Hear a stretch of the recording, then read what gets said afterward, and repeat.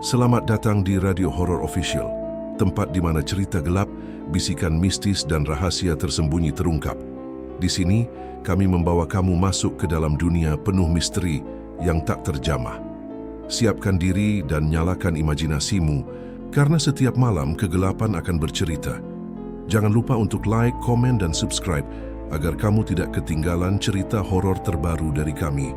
Baiklah, tanpa berlama-lama lagi, langsung saja ke ceritanya.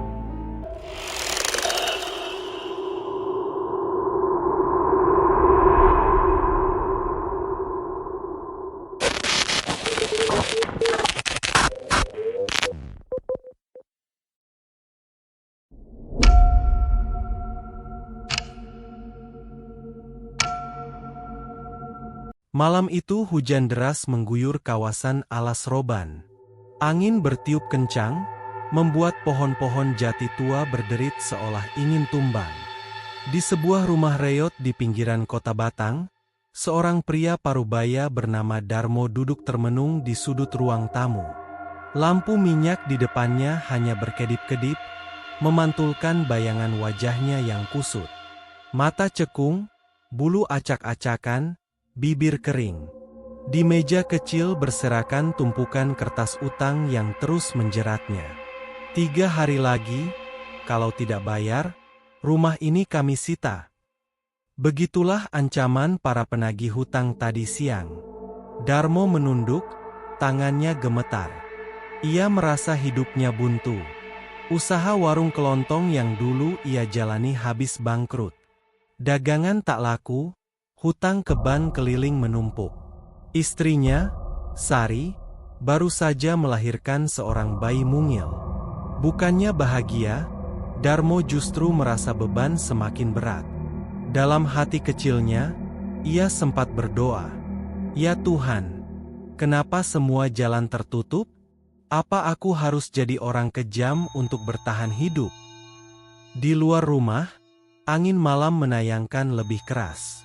Suara burung hantu bersahutan dari arah hutan Alas Roban yang letaknya tak jauh dari sana. Banyak orang desa percaya, di sanalah tempat berkumpulnya makhluk-makhluk gaib. Ada jalan gelap menuju kekayaan cepat, tapi berbalut darah dan kutukan. Darmo menutup wajah dengan kedua tangannya. Otaknya penuh bisikan. Suara samar, lirih, namun jelas menusuk telinga. Ada jalan, ada cara, darah dagingmu sendiri bisa menjadi kunci. Datanglah ke Alas Roban, kami tunggu. Suara itu membuat bulu kuduknya meremang. Ia tersentak, lalu menoleh ke arah jendela. Di balik tirai tipis, samar-samar ia melihat bayangan hitam berdiri di bawah pohon pisang. Mata merah menyala menatap lurus ke arahnya. Darmo tercekat. Ia mengepalkan lututnya erat-erat, keringat dingin mengucur. Tapi sama dengan rasa takut, ada pula seberkas rasa lega, seolah bayangan itu membawa jawaban bagi keputusasaannya. Kalau memang ini satu-satunya jalan, bisiknya pelan, seakan menyerah pada takdir gelap. Dan malam itu, untuk pertama kalinya, niat busuk itu tumbuh di hatinya. Keesokan harinya, langit mendung menggantung berat di atas desa. Darmo duduk di beranda rumahnya, wajahnya pucat dan muram. Ia belum tidur semalaman karena terus terbayang suara bisikan gaib yang terjadi dari arah Alas Roban. Tiba-tiba, terdengar suara motor tua berhenti di depan rumahnya. Dari petualangan, seorang pria tambun turun dengan langkah mantap. Wajahnya dikenal Darmo, Warto, teman lamanya semasa muda. Dulu, Warto sama miskinnya dengan Darmo, bahkan lebih sengsara. Tapi kini, ia tampil mencolok dengan cincin emas di jari, kalung tebal, dan jam tangan mahal yang berkilau. "Lama gak ketemu, Mo?" ucap Warto sambil tersenyum lebar. Namun senyum itu justru membuat merinding. "Kabar-kabar katanya kamu lagi kepepet ya?" Darmo menelan ludah, ragu menjawab. Warto menyalakan rokok kretek, asapnya berputar aneh di udara, membentuk bayangan menyerupai wajah menyeramkan. Aku dulu sama sepertimu, Mo. Hidup miskin, dikejar utang, nggak punya harapan. Tapi semua berubah setelah aku kenal siklusnya. Darmo mengernyit, mencoba menahan rasa ingin tahu. Jalan apa, tuh? Warto mendekat, suaranya merendah seolah tak ingin didengar orang lain. Pesugihan. Di Alas Roban. Hutan itu bukan sekadar jalan angker, Mo. Di sana ada yang bisa kasih kau segalanya, asal kau berani bayar harganya. Jantung Darmo berdegup kencang. Kata-kata itu bertahan seperti bisikan yang ia dengar tadi malam. Seakan-akan, kedatangan Warto bukan kebetulan, melainkan undangan. Bayarnya apa? Tanya Darmo dengan suara bergetar. Warto tersenyum tipis. Matanya memandang lurus, menusuk. Bayarnya, darah dari keluarga sendiri. Semakin dekat darah itu denganmu, semakin besar kekayaan yang kau dapat. Aku tahu, kamu baru punya bayi, kan? Tubuh Darmo seketika kaku. Bulunya berdiri, tengkuknya dingin. Ia menoleh ke arah dalam rumah, di mana Sari sedang menidurkan bayi mungil mereka. Bayi itu menangis kecil, suara tangisnya seperti bersin halus yang membuat hati Darmo teriris. Warto menepuk bahunya. Jangan takut, Mo. Kau hanya perlu 1 malam. Setelah itu, hidupmu berubah. Aku bisa jamin. Hujan mulai turun pelan, menetes di atap seng rumah Darmo. Angin berhembus membawa bau tanah basah, bercampur dengan aroma anyir darah yang samar-samar tercium entah dari mana. Darmo menggertakkan giginya. Ia tahu, dirinya sedang digoda ke jurang yang paling dalam. Tapi di sisi lain, bisikan itu kembali datang. Datanglah, kami tunggu di Alas Roban. Dan malam itu, benih godaan semakin tumbuh, menjerat jantung yang rapuh. Malam itu, langit Alas Roban menutupi kabut tebal. Bulan nyaris tak terlihat, hanya samar-samar berpendar di balik awan hitam. Jalanan berliku sepi, hanya sesekali terdengar suara truk besar melaju dengan lampu redup yang mengoyak kegelapan. Darmo melangkah pelan di pinggir jalan, menuntun langkahnya menuju hutan. Nafasnya berburu, keringat dingin mengalir meski udara malam begitu menusuk. Di tangannya, ia membawa sesajen seadanya, kemenyan, bunga 7 rupa, dan hasrat darah ayam kampung. Semakin ia masuk ke jalan setapak yang jarang dilewati orang, suasana berubah mencekam. Angin berhembus dari arah pohon jati raksasa, membawa suara-suara ganjil. Daun-daun bergetar, tapi seperti berbisik memanggil namanya. Sial, sial. Darmo berhenti, menoleh ke kanan dan kiri. Tak ada siapa-siapa, hanya kabut pekat yang bergerak pelan. Tapi telinganya jelas menangkap suara itu. Jantungnya berdetak semakin cepat, namun kakinya seolah digerakkan oleh sesuatu yang lebih kuat dari dirinya. Di penginapan, ia melihat sesosok bayangan putih melayang di antara pepohonan. Sosok itu tinggi, kepalanya miring, wajahnya tertutup kain lusuh berlumur tanah, pocong. Sosok itu hanya berdiri diam, menatap ke arahnya. Darmo terhuyung, hampir jatuh. Tapi anehnya, tubuhnya tidak bisa berputar. Ia dipaksa untuk tetap berjalan maju. Dari balik kabut, terdengar suara tawa berat, rendah, seperti suara dari perut bumi. Langkahkan kakimu, manusia, kau sudah kami pilih. Setiap langkah terasa berat, seakan berusaha menelan kakinya. Pepohonan semakin rapat, cahaya bulan sama sekali tak bisa menembus. Hanya aroma kemenyan yang ia bawa bercampur dengan bau amis darah yang entah dari mana asalnya. Tiba-tiba, di sisi jalan, Matanya menangkap sesosok makhluk besar berbulu hitam pekat. Matanya merah menyala, gigi taringnya panjang, genderuwo.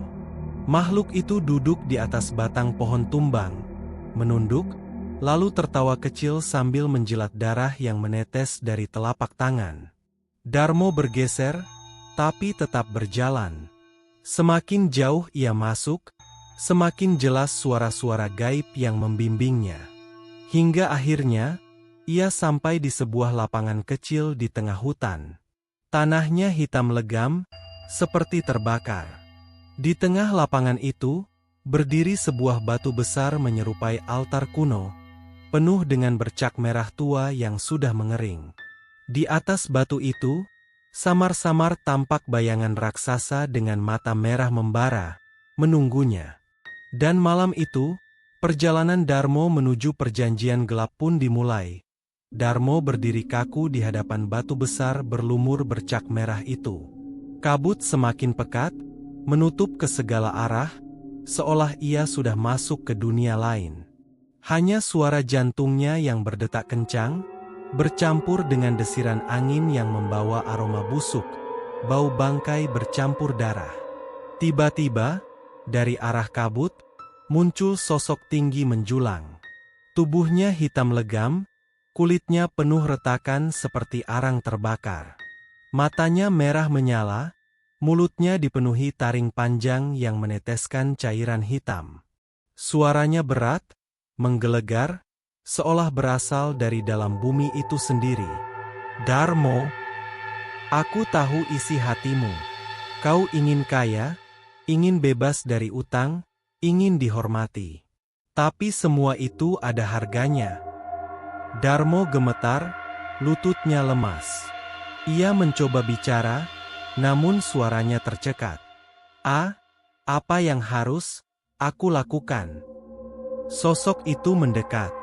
Setiap injakan kakinya membuat tanah bergetar halus. Kabut menyingkir, menampilkan bayangan-bayangan hitam kecil berevolusi di tanah seperti tangan-tangan bayi yang cacat. Mereka mengelilingi altar, mengerang lirih. Sesajen yang kau bawa, hanyalah pembuka jalan. Itu tidak cukup. Kekayaan sejati membutuhkan darah murni, darah dari dagingmu sendiri. Darmo terperangah.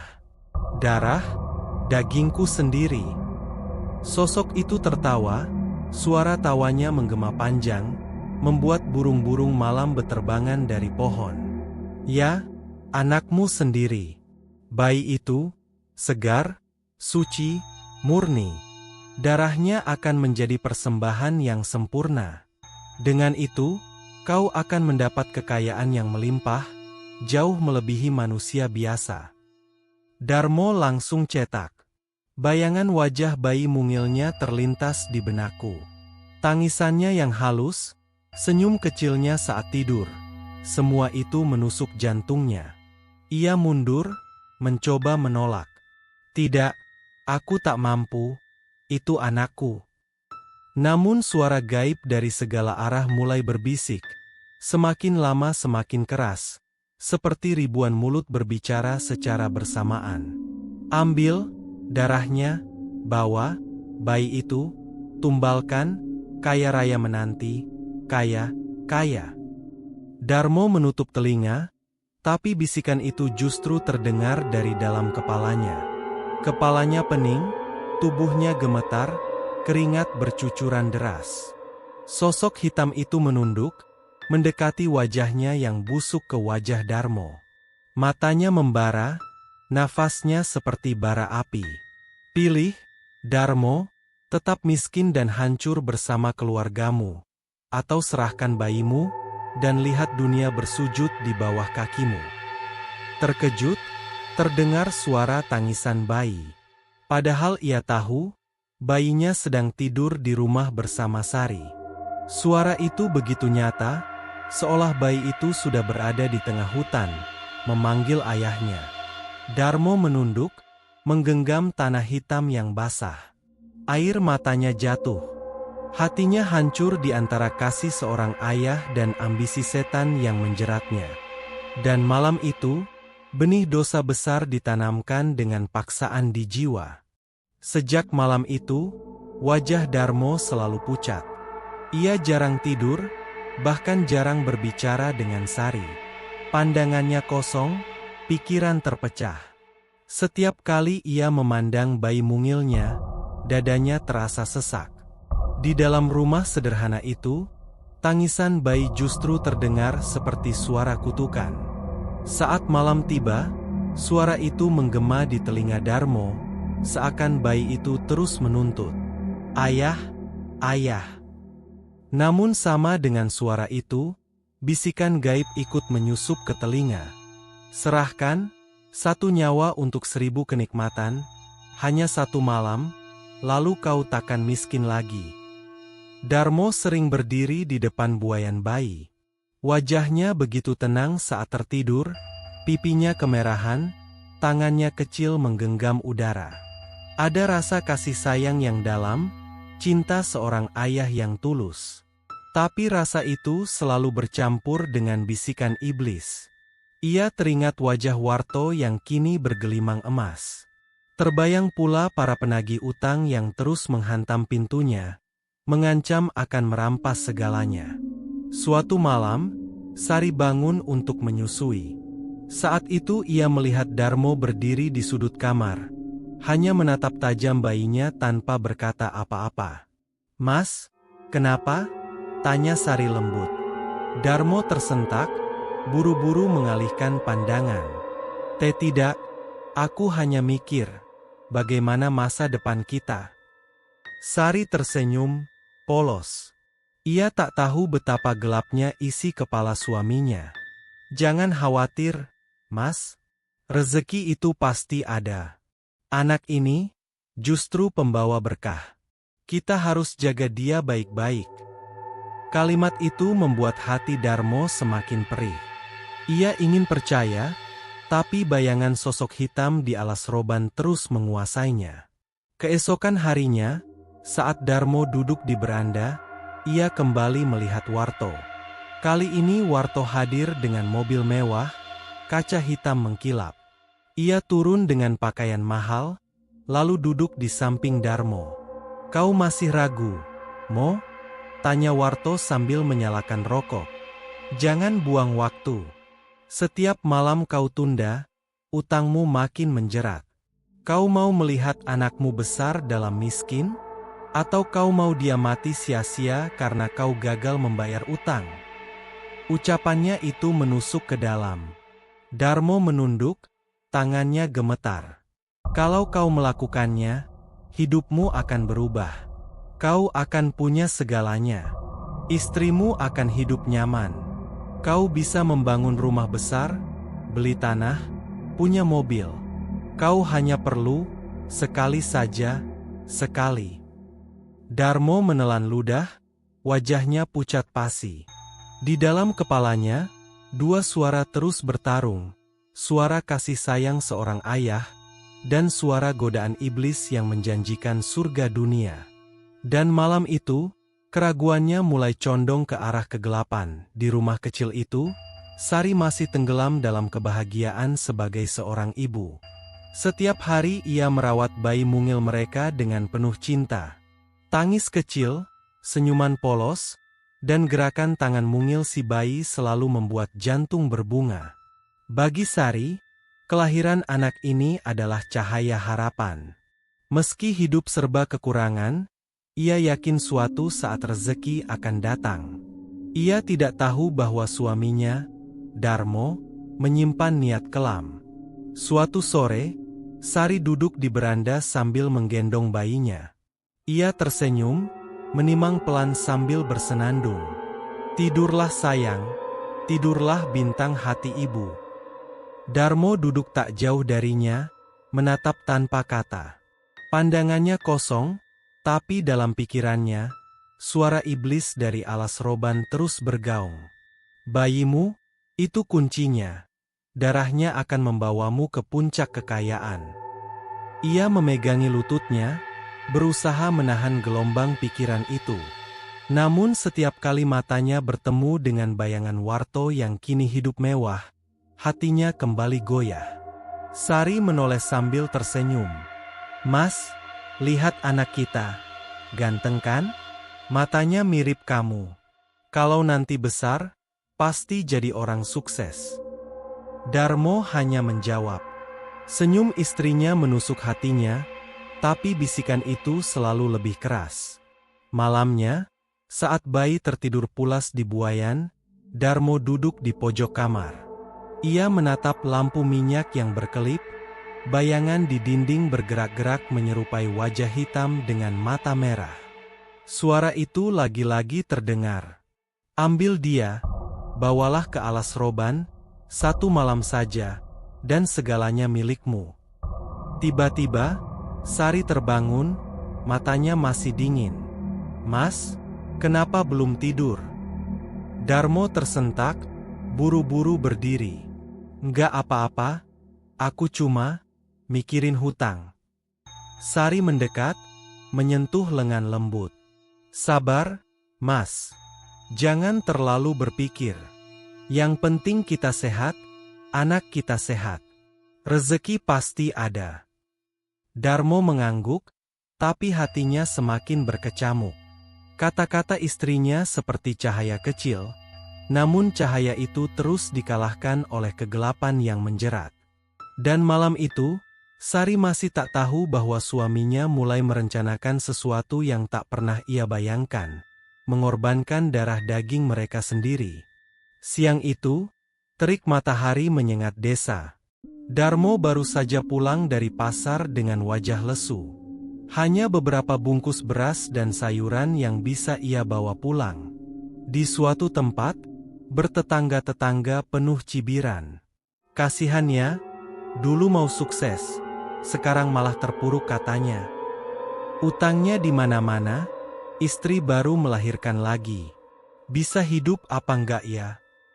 Bisikan-bisikan itu menyakitkan telinga. Darmo menunduk, menahan malu sekaligus marah.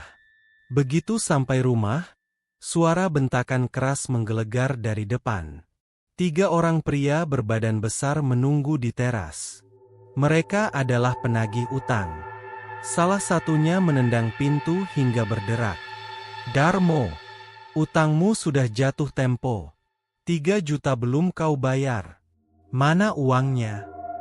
Sari yang sedang menidurkan bayi terkejut, buru-buru keluar sambil menggendong anaknya. "Mas, ada apa ini?" Darmo mencoba menenangkan. "Sabar, Pak, saya belum ada uang. Beri saya waktu lagi." Salah satu penagih mendorong dada Darmo kasar. "Waktu? Kau sudah janji berkali-kali. Jangan main-main. Kalau minggu depan kau belum bayar, rumah ini kami sita. Istrimu dan bayimu biar tidur di jalan." Sari menjerit sambil memeluk erat bayinya. Wajah Darmo memerah, urat menegangkan, tapi ia tak bisa melawan. Setelah puas mengancam, para penagih itu pergi sambil menendang kursi di teras hingga patah. Suasana rumah hening. Bayi menangis keras. Sari mencoba menenangkan dengan air mata berlinang. "Mas, bagaimana ini? Kalau rumah kita benar-benar diambil, kita mau tinggal di mana?" Darmo mengingatnya, menatap kosong di lantai rumah. Di dalam kepalanya, suara bisikan dari alas roban semakin keras, seolah-olah akan menjadi iblis yang mengidap penyakitnya. "Lihat, kau sudah terdesak. Tak ada jalan lain. Serahkan bayi itu, dan semua hutangmu hilang."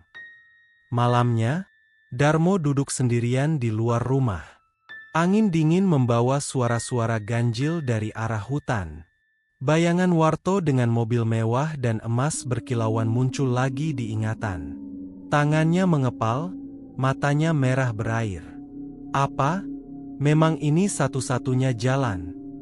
Tangisan bayi dari dalam rumah terdengar lirih, bercampur dengan suara gaib yang terus menghasut. Dan malam itu, niat Darmo semakin condong pada pilihan terkutuk malam itu.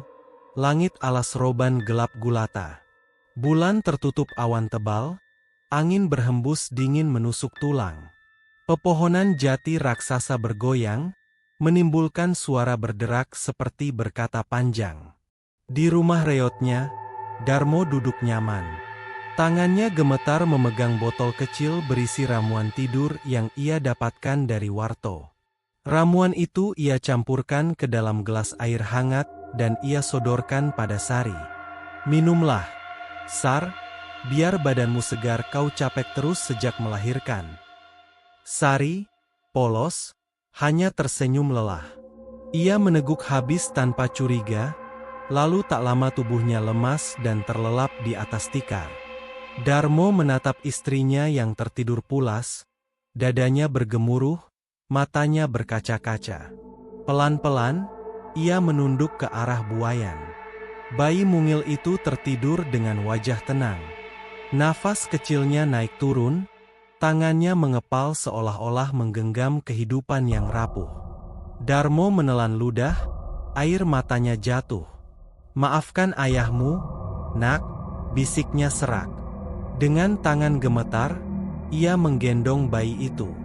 Tangisan lirih terdengar, namun Darmo menutup mulut kecilnya dengan kain agar tidak membangunkan Sari. Langkahnya berat, tapi tetap menuju ke arah hutan alas roban.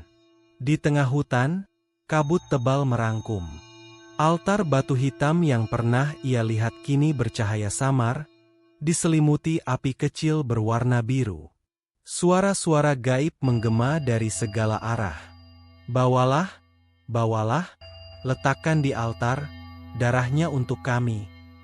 Darmo berdiri di depan batu besar itu. Bayinya mulai menangis keras, suara tangisnya menembus pekatnya malam, membuat bulu kuduk berdiri. Sosok hitam raksasa muncul dari balik kabut, matanya menyala merah. "Letakkan dia di altar. Satu tetes darahnya akan membuka pintu kekayaanmu." Darmo menangis, tubuhnya bergetar hebat. Tangannya terulur, hendak meletakkan bayi itu di atas batu. Tangisan bayi semakin kencang, seperti menolak takdirnya. "Ampun, nak, ayah nggak punya pilihan." Dengan tangan gemetar, ia menghunus belati kecil berkarat yang muncul entah dari mana, diberikan oleh sosok gaib itu. Bayi memandang, seolah mengerti. Suara bisikan semakin keras, berubah menjadi ribuan makhluk. "Tumbalkan, tumbalkan, tumbalkan." Dan malam itu, darah suci bayi itu tumpah di batu alas roban. Tangis terakhirnya menembus langit, membuat seluruh hutan berguncang. Burung gagak berhamburan, tanah bergetar, dan suara tawa iblis menggema panjang.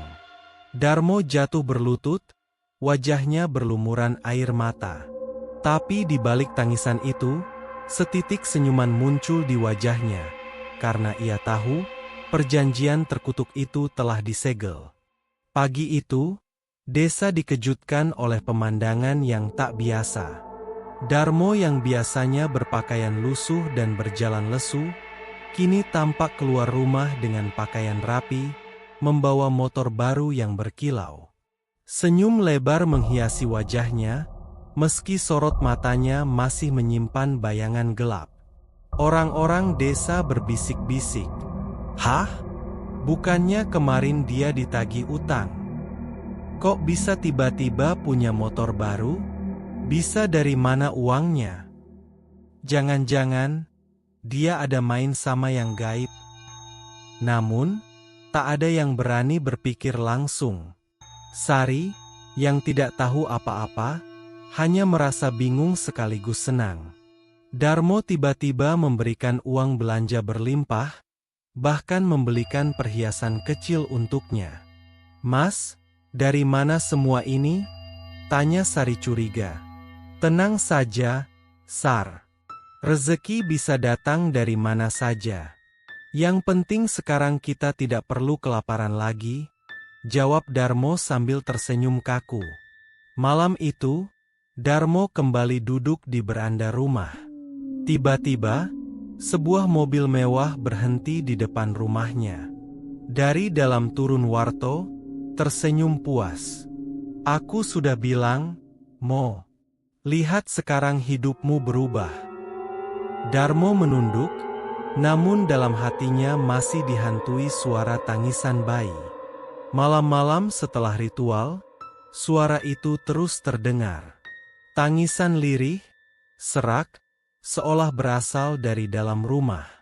Pada suatu malam, saat ia tertidur, ia bermimpi buruk. Ia melihat bayinya, berlumuran darah, merangkak di lantai, menatapnya dengan mata kosong. Bibir mungil itu bergetar, mengucapkan lirih. Ayah, kenapa? Ayah, bunuh aku. Darmo bangun dengan tubuh basah oleh keringat. Ia menutup wajahnya, tapi tak bisa menghapus bayangan itu. Pagi harinya, uang semakin banyak datang. Bisnis yang dulu bangkrut tiba-tiba ramai pembeli. Ia bisa membeli rumah lebih besar, tanah, bahkan menyewa kuli untuk membuka usaha baru. Namun, di balik semua itu, bayangan arwah bayinya mulai sering muncul. Di pojok kamar, di cermin, bahkan di gendongan kosong milik Sari. Dan diam-diam, kutukan alas roban mulai menuntut balas. Beberapa minggu setelah tumbal itu, kehidupan Darmo memang berubah drastis. Rumah baru sudah berdiri, motor dan mobil terparkir di halaman, usaha dagangnya ramai. Semua orang desa menatap iri. Namun di balik kemewahan itu, malam-malam Darmo penuh kengerian. Saat ia baru saja berbaring di kasur empuk, suara lirih terdengar dari kamar sebelah. Tangisan bayi. Huaa, huaa. Darmo langsung terlonjak. Ia tahu, tidak ada lagi bayi di rumah ini. Sari percaya anak mereka meninggal mendadak beberapa hari setelah lahir. Ia membangun kembali ke kamar, membuka pintu. Kosong. Hanya buayan kayu yang bergoyang pelan, padahal tak ada angin. Keringat dingin membasahi pelipisnya. Malam berikutnya, saat ia sedang mencuci muka, matanya menatap cermin tua di kamar mandi. Tiba-tiba, bukan wajahnya yang terlihat, melainkan wajah bayi berlumuran darah, menatap lurus ke arahnya. Mulut kecil itu terbuka, mengucapkan dengan suara serak, "Ayah, bunuh aku." Cermin retak seketika, dan darah menetes dari retakannya, membuat Darmo berteriak dan terjatuh. Saat Sari datang, cermin itu kembali normal. Tidak ada retakan, tidak ada darah. Setiap kali ia mencoba tidur, sosok bayinya muncul. Kadang turun di lantai, kadang duduk di pojok kamar, kadang berada di gendongan kosong milik Sari. Matanya kosong, namun tangisnya menusuk telinga. Sari mulai curiga melihat suaminya dan sering terbangun di tengah malam. "Mas, kamu kenapa? Sejak kita pindah ke rumah baru ini, wajahmu selalu takut. Ada apa sebenarnya?" Darmo hanya menggeleng, tak sanggup berkata jujur. Suatu malam, saat ia sendirian di ruang tamu, suara tangisan bayi terdengar jelas di telinga. Bukan lirih, tapi keras, memekakkan telinga. Dari arah lorong rumah, sesosok kecil berlumuran darah mendekat. Tangannya meneteskan cairan merah, matanya kosong, namun suaranya melengking. "Ayah!" Darmo menjerit, terjungkal ke belakang. Ia menutup telinga, tapi suara itu semakin keras. Lampu rumah berkelip, jendela terbanting, dan udara dingin mengancam seluruh ruangan. Arwah bayi itu kini benar-benar menuntut darah balasannya. Hari-hari Darmo berubah menjadi neraka. Semakin banyak harta yang ia miliki, semakin kuat pula teror yang menghantuinya. Di pasar, para kuli yang bekerja sering mengalami kecelakaan aneh. Ada yang tangannya tergilas mesin, ada yang tiba-tiba jatuh dan patah tulang. Anehnya, setiap kali musibah itu terjadi, keuntungan Darmo justru berlipat ganda. Desa mulai resah. Orang-orang mulai berbisik, menuduh Darmo melakukan pesugihan. Nggak mungkin tiba-tiba sekaya ini. Aku melihat malam-malam dia sering pergi ke arah Alas Roban. Hati-hati, jangan sampai anak-anak kita jadi korban. Namun tak ada yang berani menegur langsung. Sari semakin merasakan keanehan.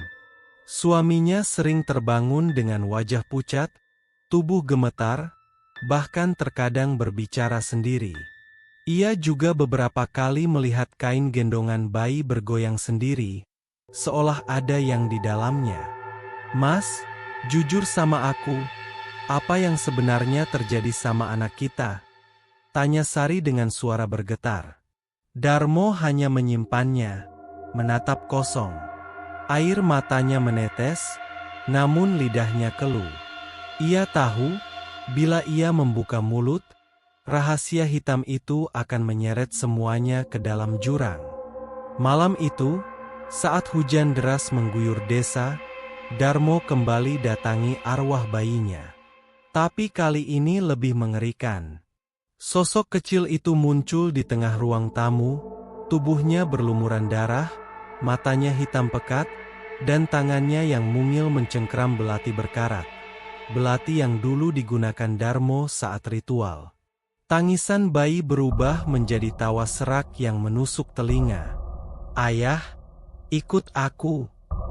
Tiba-tiba, bayangan hitam besar muncul di belakangnya.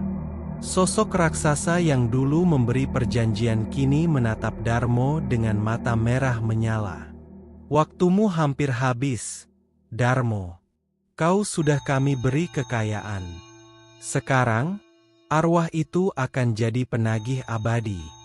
Jangan pernah kau kira bisa bebas dari kutukan Alas Roban."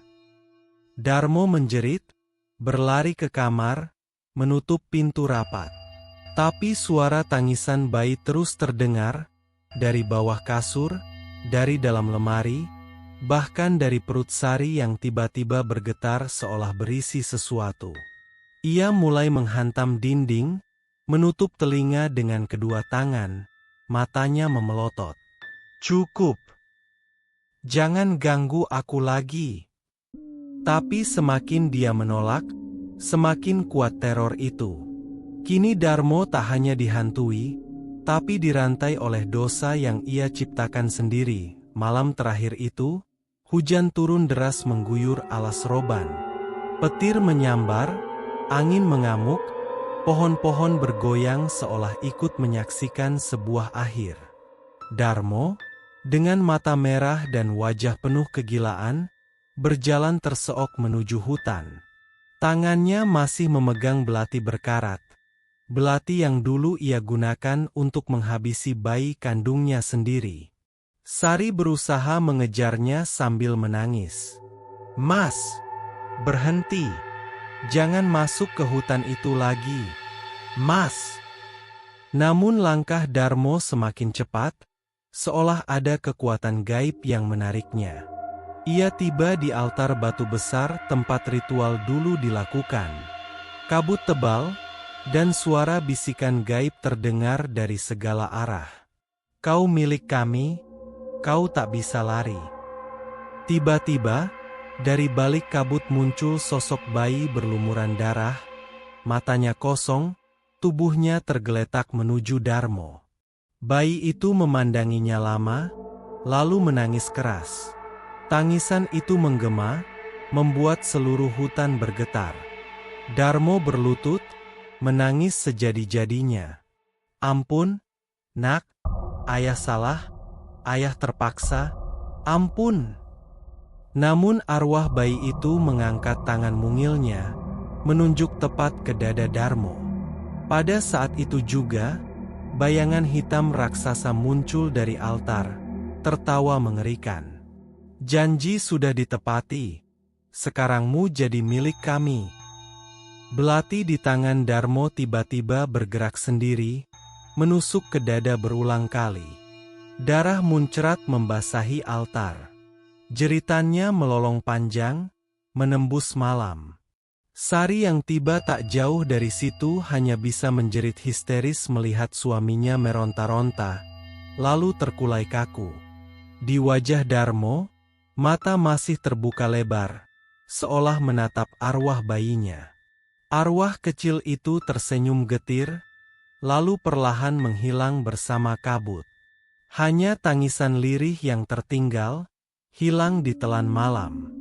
Jenazah Darmo dibawa pulang oleh warga. Namun anehnya, setiap kali ingin dikuburkan, tanah selalu menolak. Liang lahat yang digali selalu longsor atau tertutup kembali. Hingga akhirnya, jenazahnya dikubur secara paksa di pinggir hutan. Orang-orang desa percaya, arwah Darmo kini gentayangan di alas roban, terikat selamanya dengan kutukan tumbal bayi. Banyak pengendara yang lewat mengaku melihat sosok lelaki menangis di pinggir jalan, menggendong bayi berlumuran darah. Sari hidup dalam trauma, sedih sepanjang hayatnya. Ia sering terdengar menangis sendiri di malam hari, memanggil nama anaknya. Dan hingga kini, alas roban tetap terkenal angker, diselimuti mitos tentang pesugihan keji. Konon, siapapun yang berani menumbalkan darah suci di sana, akan berakhir dengan nasib yang sama seperti Darmo. Saudara pendengar, itulah kisah kelam pesugihan alas roban tentang Darmo, seorang ayah yang tega menumbalkan kandung bayinya sendiri demi harta dan kekayaan duniawi. Namun ingat, setiap janji dengan iblis selalu ada bayarannya. Kekayaan yang datang dalam sekejap, berakhir dengan kutukan panjang. Arwah sang bayi menuntut balas, dan jiwa pun keterikatan selamanya di hutan angker itu. Hingga kini, banyak pengendara yang melintas di alas roban sering mendengar tangisan bayi di tengah malam. Ada pula yang mengaku melihat seorang lelaki menangis sambil menggendong bayi berlumuran darah, berdiri di pinggir jalan, lalu hilang di telan kabut. Mungkin, itu Darmo. Mencari ketenangan yang tak akan pernah ia dapatkan. Saudara pendengar, kisah ini mengingatkan kita, bahwa kekayaan yang datang melalui jalan gelap, hanya akan membawa petaka. Dan darah suci, tak pernah bisa dibayar dengan emas. Sampai bertemu kembali, di kisah-kisah misteri berikutnya, di Radio Horor Official.